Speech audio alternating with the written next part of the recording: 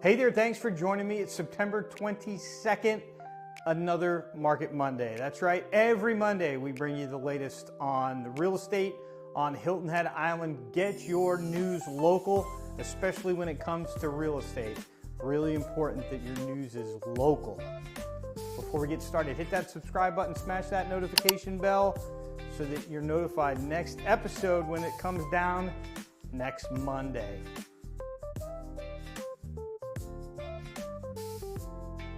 Supply side, new listings, 2,142 new listings have come on the market so far this year. That's up 51 from last week. At this point last year, we were sitting just under 2,000, 1,986. So we're almost 8% more than where we were at this time last year. And in 2020, we're at 2,704. That's 21% less than where we are right now. That's new inventory coming onto the market. Looking at all existing inventory. So if you came to Hilton Head Island right now and wanted to look at property, there'd be 865 options for sale right now. That's up 14 from last week. We were at 851. At this point last year, September 22nd, 2024, we're at 890. About 3% less than where we are right now. And if you go all the way back to 2020, we're at 1,514. A lot more than we are right now. 43% more inventory than we have right now. So that's the supply side of the equation. The demand side, pending sales.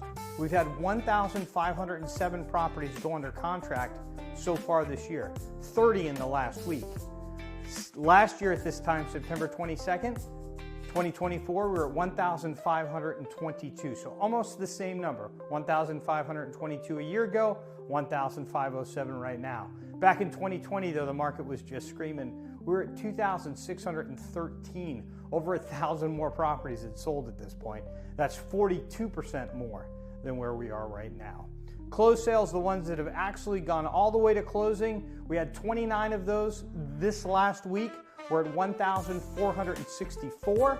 At this point last year, we were at 1,499.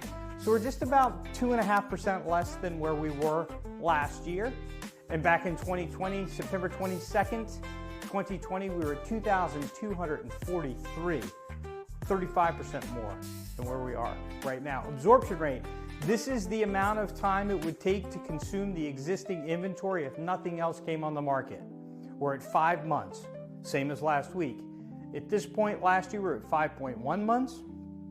And way back in 2020, September 22nd, 2020, we were also at 5.1 months. So that's running about the same. I'm expecting that number this fall to go down and go down fairly significantly as the market shifts. It's already begun, folks. The shift has already begun. Days on the market, it's come down in the last week. We're at 138 days last week. We're at 125 days this week.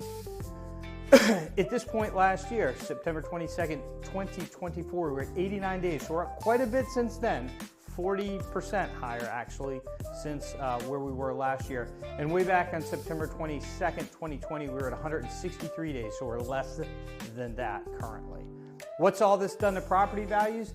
The median sale price on Hilton Head Island right now, $759,139. Went up again this last week. That's 7.3% higher than we were a year ago. We were at $778 a year ago. We're at $759,139 right now. Pretty good increase given the slow market. But inventory is low, folks. Even though inventory is higher than it was a couple years ago, historically, we still have historically low inventory, creating that 7% appreciation that we've seen over the last year. September 22nd, 2020, the median sale price was $401,944. We're 89% higher over the last 5 years. If we look at the last 5 years and we look at the year-over-year average annual rate of appreciation, it's 13.6%. So the market has gone up 13.6% average per year for the last 5 years and 9% average per year for the last 10 years. That's good appreciation. To wrap it up, what you need to know on Hilton Head Island, inventory is down 3%, sales are down about 2%, and prices are up 7%. That's it in a nutshell. That is the market. If you're a seller, this is the beginning of the shift. Hold on. If you're thinking of selling and getting out of the market altogether, hold on. If you're thinking of selling and buying something else, jump on, because the market is just getting ready to take off. I'm suggesting that this fall is going to be the strongest fall market that we've had since 2021. And if it's the strongest that we've had since 2021, it'll be the second strongest of all time. That's what I see that's coming. If you're a buyer, find it and grab it, get it under contract, because this market is going to accelerate, accelerate, accelerate. And by the time October, November comes, it's going to be moving quick. As we mentioned at the beginning, interest rates, the Fed dropped the overnight rate by 1/4 point, 25 basis points. And so that is already having a slight impact on mortgage rates. But I think that rate drop was already kind of baked into the market, because mortgage rates have come down so much over the last week and a half. Just last week, mortgage rates hit the low for the year. They were at the lowest point that they were all year, in the very low 6s. But I think the bigger news is not the 1/4 point cut, which everybody expected. It's the Fed said expect 2 more this year. So if we have 2 more 1/4 point cuts, that's another 1/2 point. We'll be sitting at about 5.5% mortgage rates come the end of the year. And if we have a number like that, then we're going to have the second strongest fall that we've ever had. And that's what's coming. There is so much pent-up demand.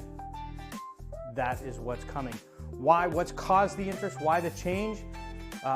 About 3 weeks ago now, I guess it was, they revised the unemployment numbers, and that is what I think has forced the Fed's hand, forced the Fed to act. Remember, the Fed is responsible mainly for 2 things: full employment and controlling inflation, right? And the numbers that they were going off of for employment were revised. They were revised downward significantly, and I think that's what forced them to act. So that's it. Have a great week, and we'll see you next Monday.